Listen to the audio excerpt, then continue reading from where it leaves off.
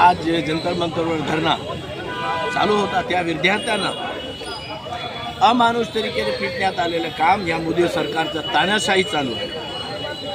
संविधानानं हक दिलेला आहे, प्रत्येक माणूस प्रत्येक विद्यार्थी आपल्या हक्कासाठी लढू शकतो, पण ह्या सरकारची तानाशाही एवढी वाढली की लहान लहान लेकरं याला दिसले नाही, महिला दिसले नाहीत, कोणी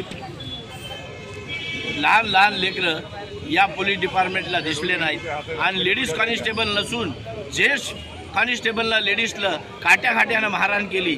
याकरिता आज नांदेड काँग्रेस रस्त्यावर उतरली आहे आणि जे पोलीसवाले विनावर्दीचे होते त्याला दाड्या मुश्या चप्पलवर होते आणि ते काय RSSचे कार्यकर्ते आहे, BJPचे कार्यकर्ते आहे हेच आतापर्यंत कळले नाही। प्रशासनचे जो लोक नव्हते, प्रशासनचे जो लोक होते ते वर्दी घालून होते, त्यालाही नेमप्लेट गायब होती। स्वतः मारण्याचा प्लॅन या भाजप सरकारनं कट रचला होता, विद्यार्थ्यांना हाणायचं आहे आणि आपला धडा शिकवायचा आहे, असं काम या मोदी सरकारने केलं। तानाशाही मोदीची आम्ही मोडून काढणार आहे। या पुढेला अमानुष लाठीचार्ज जो विद्यार्थ्यांना पांगवण्याच्या संदर्भामध्ये जो झालेला आहे तो खासगी व्यक्तीकडून सुद्धा लाठीचार्ज मोठ्या प्रमाणात झालेला आहे व लोकांना जे मारहाण झालेली आहे ती अतिशय दुर्दैवी पद्धतीची मारहाण आहे।